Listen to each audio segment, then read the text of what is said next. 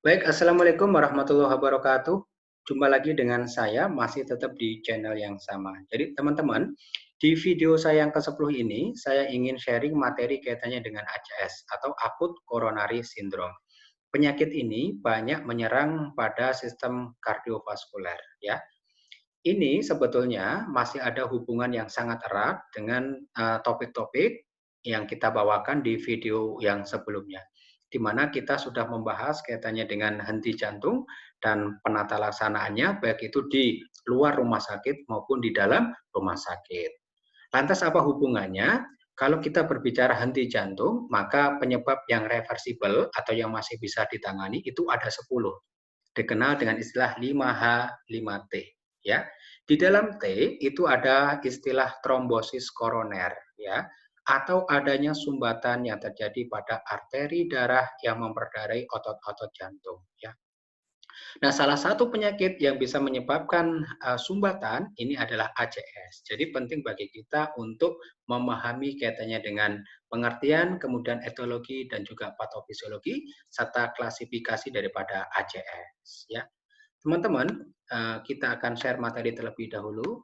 Oke, ini adalah materi yang akan kita bahas. Sekali lagi kita akan membahas Acute Coronary Syndrome atau serangan jantung, ya. Mengapa penting bagi kita untuk membahas ini? Ini tidak lepas daripada pendahuluan di mana penyakit kardiovaskuler masih menjadi salah satu penyebab kematian utama di Indonesia, ya. Jadi banyak sekali masyarakat kita yang terkena ACS, kemudian tidak mendapatkan akses yang baik, tidak mendapatkan pertolongan yang sesegera mungkin, sehingga berujung pada sudden death atau kondisi kematian yang terjadi secara tiba-tiba. Kondisi ini sangat banyak teman-teman, ya, sehingga memerlukan pedoman atau strategi tata laksana yang bertujuan untuk mempermudah menegakkan diagnosis dan juga memberikan tata laksana awal yang tepat. Jadi, tidak ada kata lain untuk memutus atau menurunkan rantai kematian yang disebabkan oleh karena ACS, kita harus memiliki sistem yang baik untuk menegakkan, kemudian memberikan tata laksana yang cepat dan tepat kaitannya dengan ACS ini. Semakin cepat diatasi, semakin cepat ditangani, maka kematiannya juga akan menurun. Oke. Definisi ACS yaitu suatu kondisi gawat darurat yang terjadi akibat berkurangnya atau berhentinya aliran darah yang menuju ke jantung secara tiba-tiba. Jadi sekali lagi, pada arteri koroner atau arteri yang bertugas menyuplai darah dan oksigen ke sel-sel jantung itu terdapat sumbatan atau terjadi sumbatan, ya. Sehingga pada sel-sel jantung bisa mengalami kekurangan oksigen. Kalau mengalami kekurangan oksigen, maka jantung juga tidak mampu bekerja secara optimal. Kemampuan berdetaknya juga akan menurun. Bahkan tidak hanya menurun, bisa terjadi gangguan berupa berhentinya detakan jantung atau cardiac arrest tadi. Patofisiologi, sebetulnya apa sih yang memicu? Ya, banyak beberapa literasi yang menyebutkan berbeda kaitannya dengan patofisiologi. Salah satunya adalah disebabkan oleh aterosklerosis, yaitu suatu plak. Jadi aterosklerosis itu plak, biasanya berupa kolesterol yang terbentuk pada dinding bagian dalam arteri koroner yang dapat menyumbat aliran darah. Ya, aterosklerosis atau plak ini biasanya terjadi dalam proses yang lama dan dalam jangka panjang dan bertahun-tahun. Makin lama plaknya makin banyak, kemudian makin menyumbat daripada lumen atau lubang arteri koroner. Nah, teman-teman, di sini ada gambar anatomi ya, jantung, kemudian arteri koroner, dan arteri koroner yang ada blok atau ada sumbatannya. Nah, ini Anda bisa lihat arteri itu lokasinya ada di jantung. Kemudian sebetulnya tugasnya adalah menyuplai darah dan oksigen.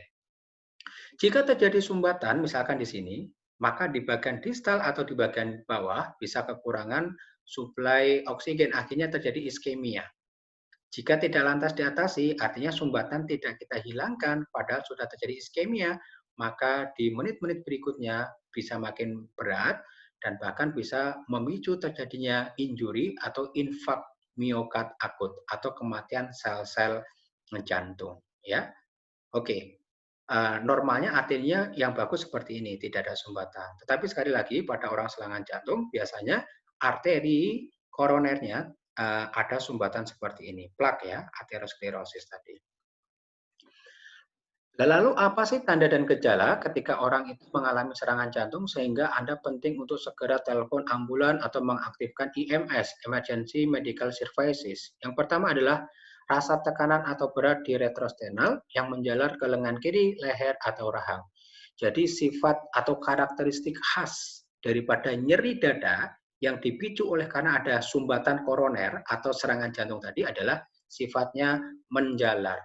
Artinya si penderita tidak mampu untuk menunjukkan di mana lokasi daripada nyeri itu berada. Jadi tidak bisa melokalisir nyeri. Ya, menjalar kemana? Ke lengan kiri, leher, atau rahang. Dapat pula disertai keringat dingin, mual, nyeri perut, sesak nafas, dan bahkan sinkop atau pingsan. Kemudian nyeri yang menjalar tadi ya muncul saat aktivitas ringan lebih dari 20 menit, tidak hilang dengan istirahat atau pemberian nitrat. Nitrat itu biasanya obat yang digunakan untuk melebarkan pembuluh darah. Kemudian makin berat pada menit berikutnya. Jadi kalau kita simpulkan bagaimana sih karakteristik nyeri pada orang serangan jantung? Yang pertama adalah menjalar, kemudian yang kedua onsetnya lebih dari 20 menit, kemudian yang ketiga tidak hilang dengan istirahat atau pemberian nitrat, yang keempat sifatnya progresif. Makin lama akan makin berat durasi atau onset nyerinya makin panjang dan kualitas nyerinya juga akan meningkat. Nah, kalau ada orang seperti ini, maka penting bagi kita untuk melakukan pemeriksaan penunjang. Pemeriksaan penunjang yang utama ada dua. Yang pertama adalah ECG 12 lead dan yang kedua adalah penanda biokimia atau enzim jantung. Di ECG kita mencari gambaran yang khas. Ada tidak? Yang pertama adalah berupa depresi segmen ST atau gelombang segmen ST yang berada di bawah garis isoelektris. Itu ada tidak? Kemudian yang kedua adalah T inverted atau gelombang T yang terbalik. Atau yang ketiga, ada tidaknya gelombang atau gambaran ST elevasi. Tentunya ST depresi, T inverted, dan ST elevasi tadi harus terjadi di dua atau lebih sadapan yang menghadap arah yang sama. Kemudian tidak hanya ECG 12 lead, yang harus kita segera lakukan adalah ambil sampel darah untuk memeriksa enzim jantung. Yang dimaksud di sini adalah CK-CKMB dan juga troponin, boleh troponin T atau troponin I. Ya, teman-teman, kita refresh kembali. Tadi disebutkan bahwasanya ciri orang yang mengalami serangan jantung atau ACS, salah satu di antaranya adalah terdapat gambaran ST depresi pada rekaman ECG-nya. Ini contohnya. Kita sama-sama bisa lihat di lead 1, Anda bisa lihat ini segmen ST berada di bawah garis isoelektris. Ini namanya adalah ST depresi. Dan itu terjadi tidak hanya di lead 1, melainkan di lead AVL, ya sama-sama di bagian lateral, kemudian di V5 dan V6, yang juga di lokasi lateral, kemudian V3 dan V4 di anterior. Jadi, kalau ada orang nyeri dada hebat, kemudian menjalar, lalu kita lakukan pemeriksaan ECG 12 lead, dan hasilnya menunjukkan seperti ini, maka kesimpulannya adalah telah terjadi yang namanya iskemia atau kekurangan suplai darah dan juga oksigen di otot miokard. Lokasinya adalah di anterolateral atau di bagian depan dan samping. Kemudian ada lagi tadi istilah ST elevasi.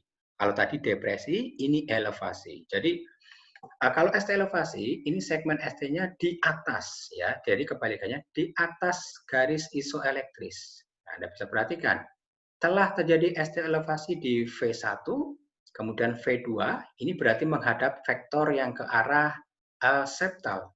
Dan juga ada juga di V3 dan V4. Ini sangat kelihatan sekali ya, dan bahkan peningkatannya sangat spesifik karena lebih dari dua kotak kecil, yaitu di sekali lagi V1, V2, V3, dan V4. Kalau ada orang seperti ini, maka bisa kita simpulkan telah terjadi injury atau infark miokard akut, atau bahasa lainnya adalah ACS STEMI, lokasinya di septal, ya, di bagian antero dan juga septal telah terjadi sumbatan. Ya. Kita lanjutkan dulu, jika pasien dengan nyeri dada khas tanpa elevasi segmen ST, tetapi dijumpai peningkatan enzim jantung, maka diagnosisnya adalah NSTEMI. Tetapi jika tidak ada peningkatan enzim jantung, diagnosanya adalah UAP atau Unstable Angina Pectoris. Jadi teman-teman, bahasa mudahnya, kalau ada orang nyeri dada, menjalar tadi ya, yang khas pada orang dengan serangan jantung, sudah kita lakukan ECG 12 lead dan tidak kita jumpai adanya ST elevasi, itu kemungkinannya kalau nggak UAP adalah NSTEMI. Kemudian yang membedakan apa? Dari hasil pemeriksaan enzim jantungnya. Kalau enzim jantungnya meningkat, fix itu adalah NSTEMI. Tetapi kalau enzim jantungnya juga baik-baik saja, artinya masih normal, itu adalah UAP atau UAP. Nah, sekali lagi, sebetulnya klasifikasi daripada ACS secara garis besar dibagi 3. Saya sudah mencoba merangkum dari ketiganya dalam satu tabel supaya teman-teman mudah mengingat. Yang pertama adalah UAP, yang kedua adalah NSTEMI, dan yang ketiga adalah STEMI. Lalu bagaimana cara membedakan dari ketiganya? Kalau disebut UAP, ini maka Anda lihat akan muncul angina pectoris, tetapi tidak ada gambaran ST elevasi di 2 atau lebih sadapan yang berhubungan. Kemudian enzim jantungnya juga masih normal. Oke, kalau kondisinya seperti ini, maka oklusi atau sumbatannya ini relatif sangat kecil atau bahkan tidak ada. Ini kasta yang paling ringan. Kemudian yang sedang, ini dikenal dengan istilah NSTEMI atau non-ST elevasi myocard infarction. Apa cirinya? Ada nyeri dada, kemudian tidak terdapat segmen ST elevasi, tidak ada memang, tetapi ya, yang biasanya dijumpai pada NSTEMI adalah ST depresi atau T inverted. Oke, enzim jantungnya sudah meningkat, oklusinya adalah sebagian atau parsial hanya sekitar 50%. Ini kasta yang sedang. Kemudian ada yang berat. Ini yang paling berat disebut sebagai STEMI atau ST elevasi myocard infarction.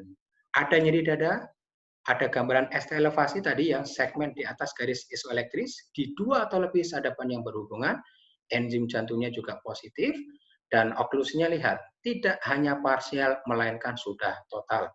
Sehingga nanti membutuhkan tindakan reperfusi atau pembebasan sumbatan, baik itu dengan menggunakan fibrinolitik atau tindakan primary PCI.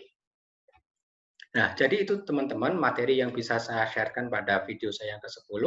Untuk video yang berikutnya, saya akan mencoba membahas bagaimana manajemen atau tata laksana pada UAP, kemudian pada NSTEMI, dan pada STEMI. Karena berbeda karakter atau berbeda jenis daripada ACS, maka berbeda pula life saving-nya atau tindakan penyelamatan jiwanya.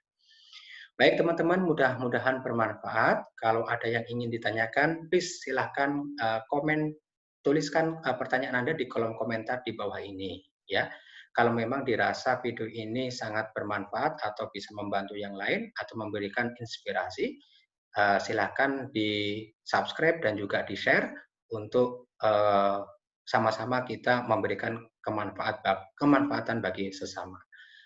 Kurang lebihnya mohon maaf. Wabillahi taufiq wal hidayah. Wassalamualaikum warahmatullahi wabarakatuh.